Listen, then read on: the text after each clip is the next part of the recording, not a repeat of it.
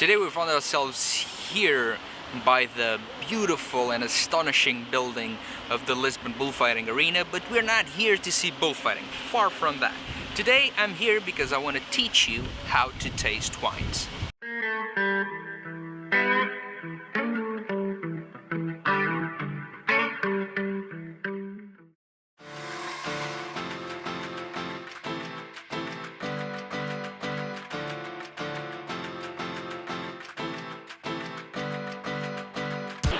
So first things we need to keep in mind, your palate changes with time. Wines that today are going to be good for you, in a few years, well, you're going to find them completely different.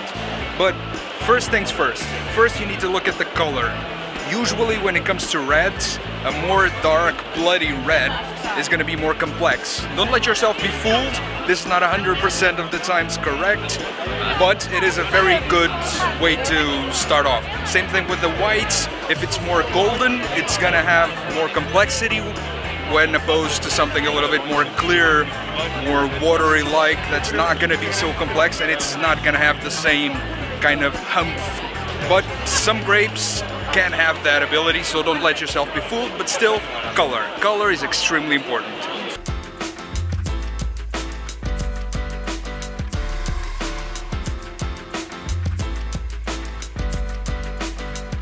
There's something very important in swirling the wine.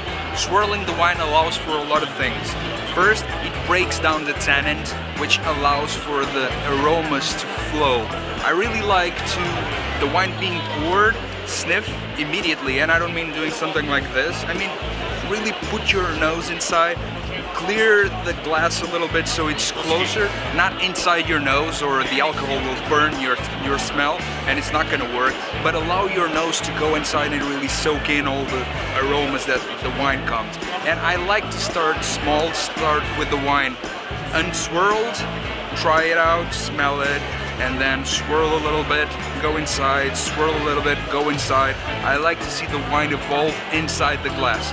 And it's completely different if you decant the wine, if you don't decant the wine, but in the glass it's always going to be the same thing, and it's always going to allow you to free more aromas, and that's a very, very, very important step into wine tasting.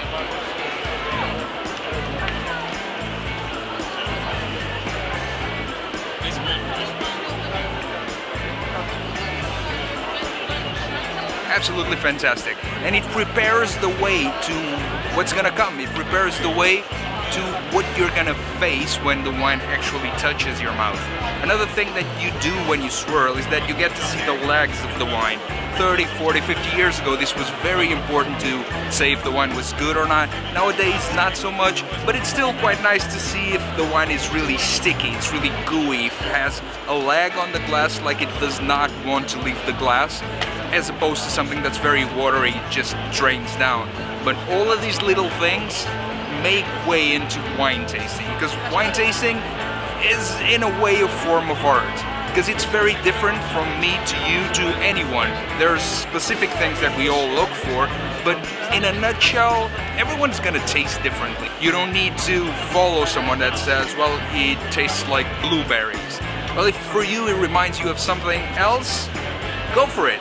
It's very personal. Although we all follow the same process when it comes to tasting, although we go close to the things we pick up, 5 people tasting the same wine in the same way can have 5 different opinions. So always keep that in mind, and don't feel the need to force yourself to say, oh, it smells and it tastes like this. No, do your experience. And if you want to learn more, and if you want to have a bigger vocabulary, then try more things.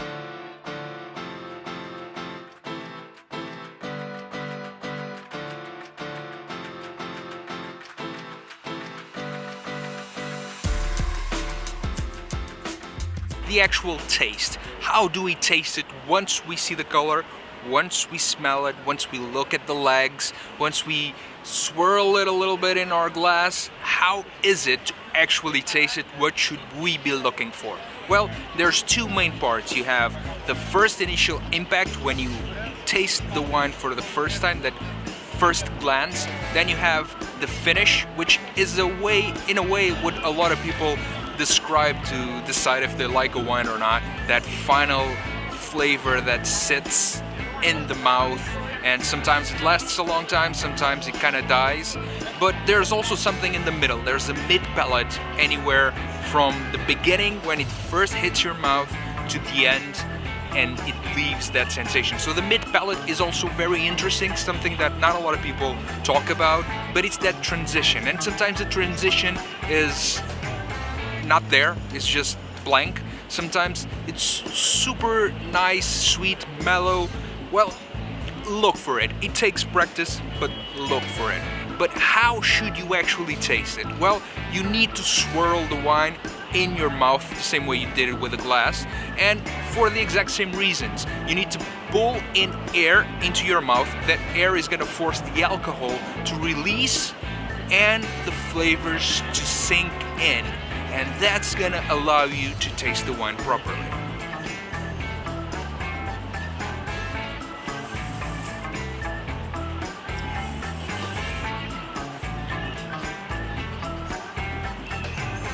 By far the best wine I tasted all day.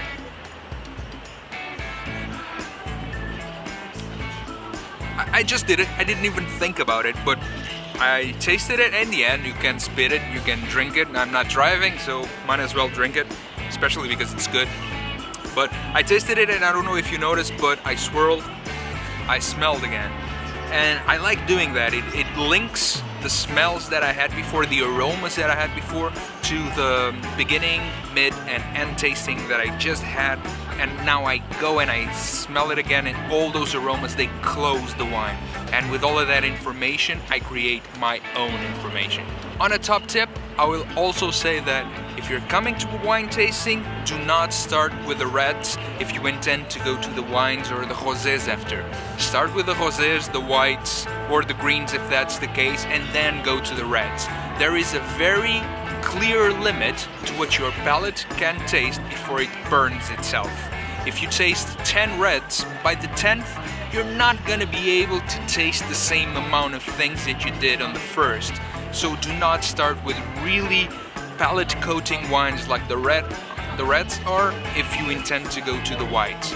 That's a very top tip that you really need to keep in mind if you're starting on wine tastings. As far as we're concerned, well, don't forget to subscribe, don't forget to comment down below what your experience is with wine tastings. If you have different tips that you want to share, I would love to see them. And of course, we're gonna meet each other next Wednesday.